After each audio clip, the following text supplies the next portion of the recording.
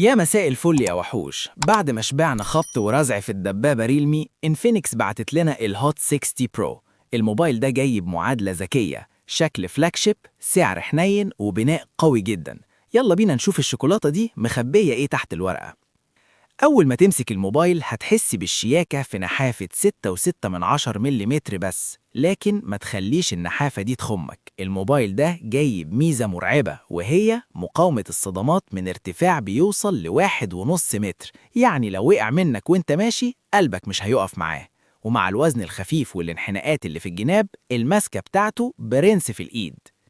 نيجي بقى للنجمة اللي هتخطف عينك، الشاشة الأموليد بحجم 6.78 بوصة. والمرة دي انفينكس ما عليتش بس في التردد اللي هو 144 هرتز، لا دي كمان عليت في الدقة وخلتها 1.5 كي. يعني انت قدام تفاصيل مرعبة ونعومة زحليقة. سينما كاملة في جيبك ومساحة رؤية هتبهرك وانت بتتفرج على أي محتوى. وعشان التجربة تكمل لازم نتكلم عن الصوت. الموبايل ده بيدعم صوت ستيريو حقيقي، يعني الصوت طالع من الناحيتين بنقاء عالي جدا. الميزة دي هتنقلك في حتة تانية خالص وانت بتسمع مزيكا أو بتتفرج على فيديوهات، وهتحس بفرق كبير عن أي موبايل بصوت أحادي مونو عادي. أما الأداء فمعانا معالج هيليو جي 200 الجديد مع 8 جيجا رام. في الألعاب الأداء مستقر جدا ومفيش تقطيع، والسيستم شغال بسلاسة بفضل السوفت وير المظبوط. لكن للأمانة المعالج ده مش هيقدر يوصلك لسرعة ال 144 هرتز كاملة في الألعاب التقيلة. هو هيديك أداء ثابت ومريح، بس مش هيجيب آخر قدرات الشاشة الجبارة دي في الجيمنج. الكاميرا الأساسية 50 ميجا بكسل والسيلفي 13 ميجا بكسل. ال AI هنا بيقوم بالواجب وبيطلع صور رايقة.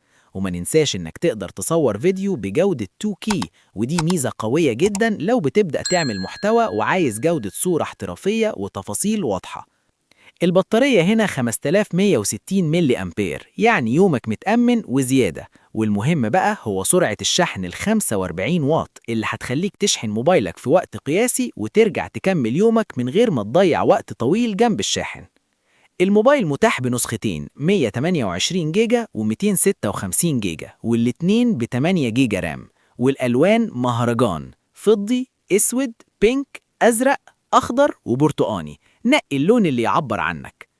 وبكده نكون وصلنا لنهاية كلامنا عن الهوت 60 برو، ومعاه بنقفل السلسلة اللي بدأناها سوا لأهم 4 موبايلات نزلوا السوق الفترة اللي فاتت. دلوقتي الدور عليك، بعد ما شفت ال4 وحوش اللي اتكلمنا عنهم، تختار مين فيهم يكون موبايلك الجاي، ومين اللي كسب لقب الأفضل في نظرك. مستني رأيكم تحت في الكومنتات. انزل اخبط اللايك واشترك لو لسه جديد. سلام يا وحوش.